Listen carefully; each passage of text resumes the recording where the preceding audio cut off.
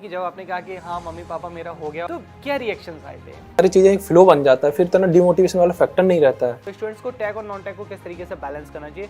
Selection हो जाता है फाइनली। प्रत्यक्ष को प्रमाण की जरूरत नहीं होती। इसकी जॉब नहीं लगेगी, काफ़ी कंपटीशन भी है। और हेलो एवरीवन, स्वागत है सभी का इंजीनियर्स अड्डा 24/7 में। तो आज आप यहाँ पे एक ऐसी शख्सियत से मिलेंगे जिन्हें आप किसी पहचान की ज़रूरत नहीं है। तो आज हम यहाँ पे इंट्रोड्यूस कराएंगे आपको नवीन कुमार कुशवाहा जी के साथ में, जिन्होंने PGCIL में DT में ऑल इंडिया रैंक 8 सिक्योर की है। अब गाइज यहाँ पे आप खुद ही देख सकते हैं कि ऑल इंडिया रैंक 8 यहाँ पे सिक्योर करना कि अपने आप में कितनी बड़ी उपलब्धि है। तो बात करेंगे उनसे, हम जानेंगे कि क्या क्या है और किस तरीके से जो हर्डल्स है उन्होंने पार किए।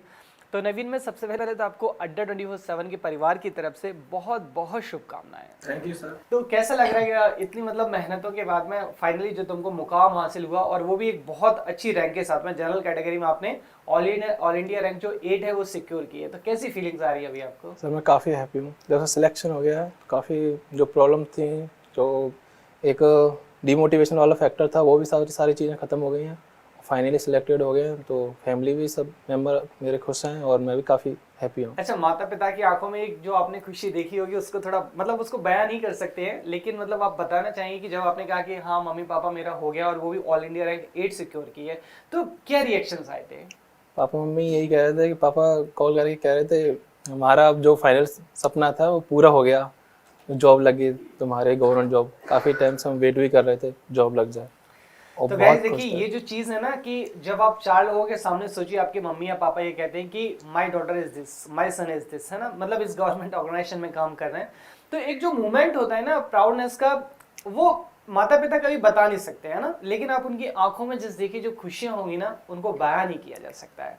तो एनीवे यहाँ पे कुशवाहा जी, मैं सबसे पहले आपसे जानना चाहूंगा नवीन, कि जैसे यहाँ पे डिफरेंट कैटेगरीज के स्टूडेंट होते हैं आपके, किसी का अप लेवल होता है, किसी का बहुत ज़्यादा हाई लेवल होता है, एवरेज लेवल होता है। उन स्टूडेंट्स के लिए आप क्या कहना चाहिए कि किस तरीके से आपकी जो जर्नी है, आपको किसी भी एग्जाम के लिए किस तरीके से जो जर्नी हमारी इलेक्ट्रिकल इंजीनियरिंग में उसको स्टार्ट करना चाहिए? मैं तो यही कहूँगा सर, जो फ्रेशर्स हैं, जो अभी भी स्टूडेंट अभी कॉलेज हुआ है, कंप्लीट हुआ है या फाइनल ईयर में, उनसे मैं तो यही कहूँगा कि कोई पर्टिकुलर कोर्स लेके तैयारी करें। मेरी तरह नहीं है कि थोड़ा सा कभी यहाँ से तैयारी कर रहे हैं यूट्यूब से, कभी कहीं से कर रहे हैं तैयारी, तो उसमें टाइम लग जाता है, हो तो जाता है, लेकिन उसमें क्या होता है, टाइम लग जाता है सर। तो एक पर्टिकुलर कोर्स में पूरा सिलेबस खत्म हो जाता है, कैसे भी कहीं से भी अच्छा मिल जाए कोर्स, वहाँ से कर लेना चाहिए। बिल्कुल, जहाँ से देखिए यहाँ पे आपको, जहाँ पे जिस मास्टर के साथ में आपको लगता है कि ये सुटेबिलिटी है, तो वहाँ से जो चीज़ें आपको करना जी चाहिए। सर। तो ये देखो डिपेंड करता है कि यहाँ पे आप कहाँ से तैयारी करना चाहते हैं, सेल्फ कर रहे हैं या कैसे भी कर रहे हैं। तो it's I think up to only the students कि आप अपना जो लेवल है वो अच्छे से पहचानते हैं। अच्छा नवीन, सेकंड चीज़ मैं ये जानना चाहूँगा कि इलेक्ट्रिकल इंजीनियरिंग में आपने क्या क्या हर्डल्स फेस किए यहाँ पे ड्यूरिंग योर प्रिपरेशन? सर काफ़ी एग्ज़ाम भी दिए और काफ़ी एग्ज़ामों में दूर दूर तक कट ऑफ से पास में नहीं थे, काफ़ी दूर थे, तो ऐसा लगता था कि सिलेक्शन तो बहुत मुश्किल ही है, होगा, लेकिन फिर भी प्रिपरेशन करते रहे। हाँ सर, फाइनली हो गया। तो काफ़ी प्रॉब्लम हुई थी, तो मैं भी, जितने भी हैं स्टूडेंट हैं मेरे साथ जो देख रहे हैं, उनको भी काफ़ी प्रॉब्लम हो रही होंगी, लेकिन मैं उनसे यही कहना चाहूँगा कि सबसे बड़ा जो मेंटली हेल्दी रहना है, मेंटली हेल्दी रहोगे, डिमोटिवेशन और ओवर थिंकिंग नहीं करेंगे, तो उससे बचना है, कैसे भी बचना है। और काफ़ी पैरामीटर होते हैं, किसी की फैमिली प्रॉब्लम होती है, किसी की आर्थिक स्थिति अच्छी नहीं हो पाती है, और किसी को जॉब से साथ में तैयारी करते हैं, तो ये सारी चीज़ों को कैसे भी मिनिमाइज़ करना है, माइंड में लेना नहीं चाहता।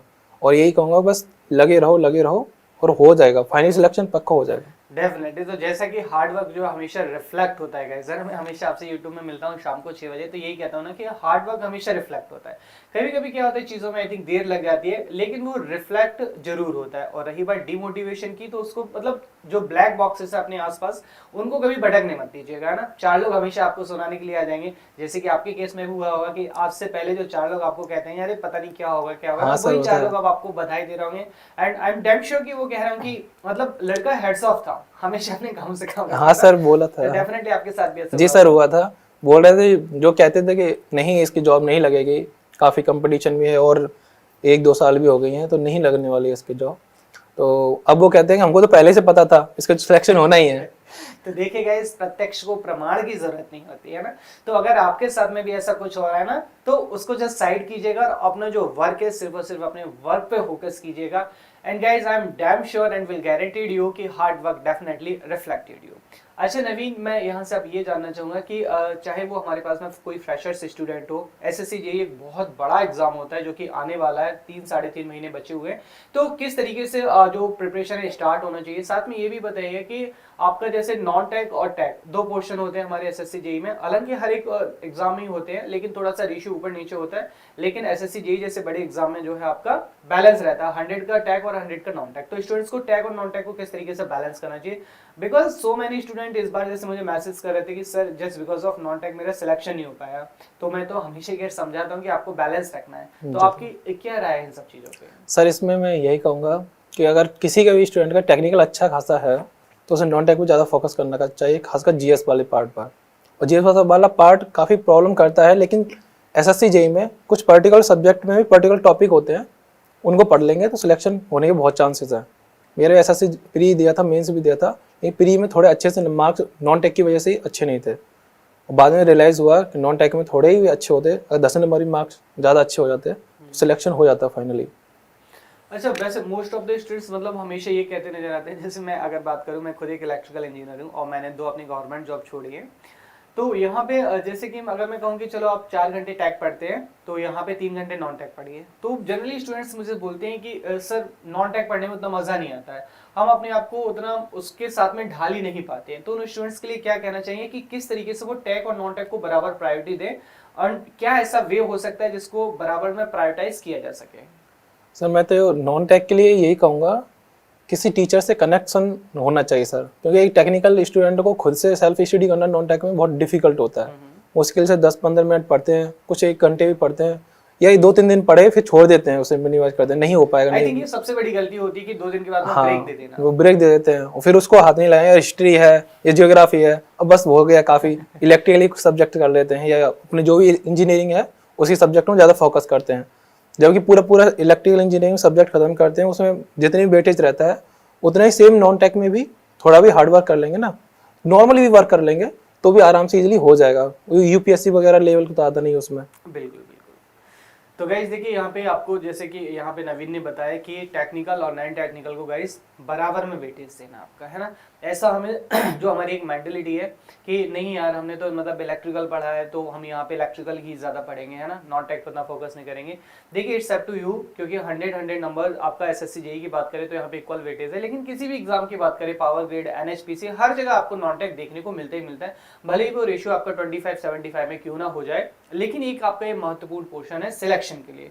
तो अब देखिए एक एक नंबर, कहते हैं ना कि बूंद बूंद से घड़ा भरता है, तो एक एक नंबर आपके लिए बहुत ज्यादा गाइस इंपॉर्टेंट होता है। अच्छा नवीन, यहाँ पे मैं आपसे ये जानना चाहूंगा कि आपको जो सेशंस आपने अटेंड किए यहाँ पे, ये आपके जो सेशंस है 24/7 इंजीनियर्स 24/7 के, किस तरीके से आपके लिए बेनिफिशियल रहे, और ऐसी कौन सी चीजें होती हैं यूट्यूब पे जिनको ऐसी कौन सी मतलब मिस्टेक्स होती हैं जिनको जनरली एस्पिरेंट्स को अवॉइड करना चाहिए, सो कॉल्ड मतलब डिस्ट्रैक्शन बोल सकते हैं अपन उसको। सर जैसे कि किसी ने तैयारी कर ली अच्छे से किसी कोर्स से या कहीं से भी परचेज करके कोर्स को वहाँ से तैयारी कर ली या खुद से ही सेल्फ स्टडी कर ली, तो वो एवरेज मार्क्स ला सकता है, थोड़ा सा भी ज़्यादा ला सकता है, लेकिन कट ऑफ पार करने के लिए ना थोड़ा PYQ या जो आपने साथ सेशन कराए हैं वहाँ से उनको क्वेश्चनों को अटैम्प्ट करना चाहिए, तभी हमारी कट ऑफ से आगे मार्क्स आते हैं। मैक्सिमम स्टूडेंट कट ऑफ से पीछे देखें सर, काफ़ी ज़्यादा स्टूडेंट भरे रहते हैं, और कट ऑफ से जैसे ही आगे जाना है हमको, तो हमको PYQ वगैरह जो क्वेश्चंस रहते हैं उनका अटैम्प्ट करना चाहिए विद कनेक्टिविटी।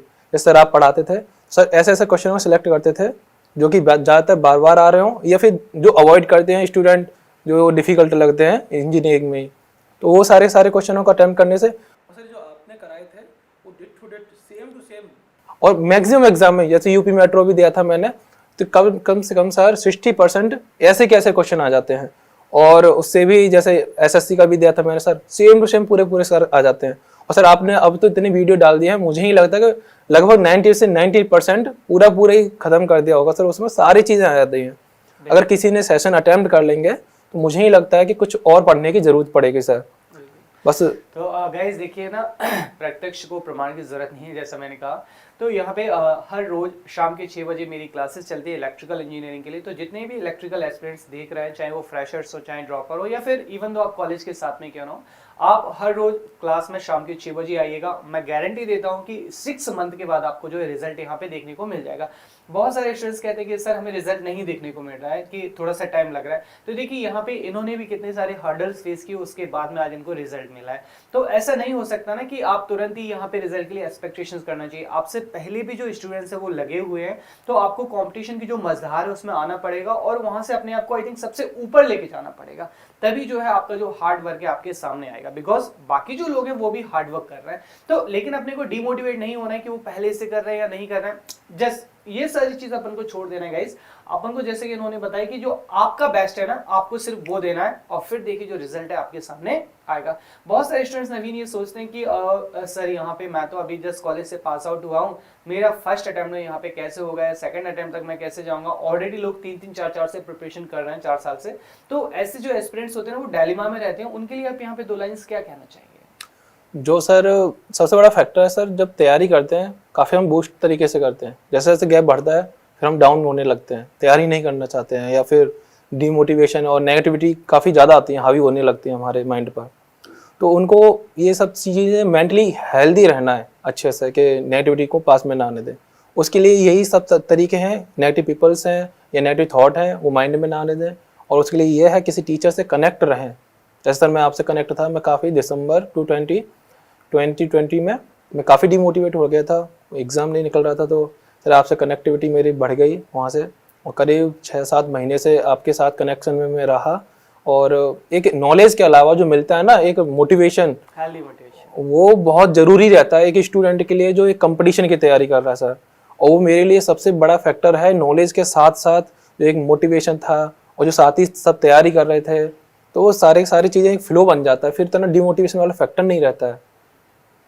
बिल्कुल गाइस, तो देखिए यहाँ पे जो कंटिन्यूटी होती है वो बहुत ज़रूरी होती है ना। कहते हैं कि एक आपको जो गुड एनवायरनमेंट में रहते हैं तो आपके जो सराउंडिंग चीज़ें हैं वो भी हमारे साथ में अच्छी ही होने लगती है।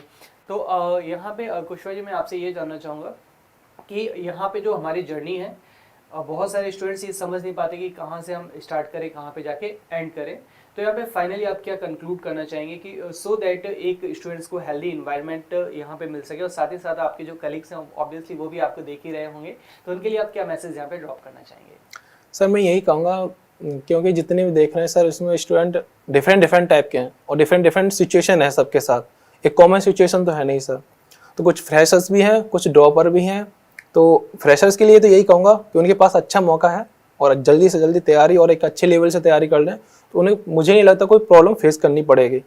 और जो ड्रॉपर्स हैं वो कभी डिमोटिवेट ना रहें, एक मोटिवेट रहें। और साथ में जो भी है, अगर उनकी तैयारी में कहीं वीक पोर्शन है उनको मजबूत बनाएं, टेस्ट सीरीज़ वगैरह लेके या फिर अपने आप को एनालिसिस करके, किसी भी तरीके से एनालिसिस कर रहे हैं, जैसे टेस्ट से कर रहे हैं या फिर सर आपसे कनेक्शन में है और देख रहे हैं, कनेक्ट हो गए, शाम को सेशन दे रहे हैं, हम कितने क्वेश्चन दे पा रहे हैं आंसर या नहीं दे पा रहे हैं, तो उससे काफ़ी चीज़ें पता चल जाता है। तो ऐसा नहीं है कि फाइनल हम रिजल्ट देंगे, वो एग्ज़ाम देंगे उसके बाद फेल होंगे या नहीं होंगे, उससे पहले काफ़ी कुछ पता चल जाता है। तो वो सही रहता है। अलग अलग स्टूडेंटों के लिए डिफरेंट स्ट्रेटजी रहनी चाहिए। तो बिल्कुल गाइस, देखिए आज हमने आपको एक सक्सेस के साथ में मिलवाया है जिन्होंने पावर ग्रिड में ऑल इंडिया रैंक 8 सिक्योर किए ना, मतलब 8वीं रैंक लेके आना, जबकि बहुत कम वैकेंसी थी और इतने हार्ड कंपटीशन में भी जाके अपने आप को कि प्रूफ करना कि यस आई एम और मैं इसको डिजर्व करता था। तो गाइज यहाँ पे इंजीनियर्स अड्डा के साथ में जुड़िएगा। इलेक्ट्रिकल इंजीनियरिंग के लिए हर रोज शाम को मेरी क्लास चलती है 6 बजे, तो उसके साथ में कनेक्ट हुई है and I guaranteed you guys, definitely आपको इन्हीं की तरह यहाँ पे आप भी हो सकता है मेरे साथ स्टूडियो में बैठे हो और आप भी अपने कलीग्स के लिए जो मैसेज है यहाँ पे ड्रॉप कर रहे हो। लेकिन थोड़ा सा बस पेशेंस रखना होगा आपको अपनी जर्नी में, है ना। जो आपकी जो डिमोटिवेशन होता है आपका, लाइक कि पेशेंस खो देते हैं आप लोग, और कंटिन्यूटी। तो आपने यहाँ पे देखा कि इन्होंने कहा कि कंटिन्यूटी सर सबसे ज्यादा इंपॉर्टेंट होती है, कि हमारे 2 दिन के बाद में ब्रेक हो जाती है। तो आई थिंक हार्ड वर्क के साथ साथ में कंटिन्यूटी है वो बहुत जरूरी होती है। तो शाम के 6 बजे इंजीनियर्स अड्डा पे। तो सभी लोगों का गाइज बहुत बहुत धन्यवाद। अगर आपको अच्छा लगा हो तो प्लीज इसको शेयर कीजिएगा, लाइक कीजिएगा अपने कलीग्स के साथ में, सो दैट वो भी एक जो ब्लैक बॉक्स टाइप का जो यहाँ पे डिमोटिवेशन होता है बाहर निकल रहा है। थैंक यू सो मच नवीन, आपका बहुत बहुत थैंक यू सर।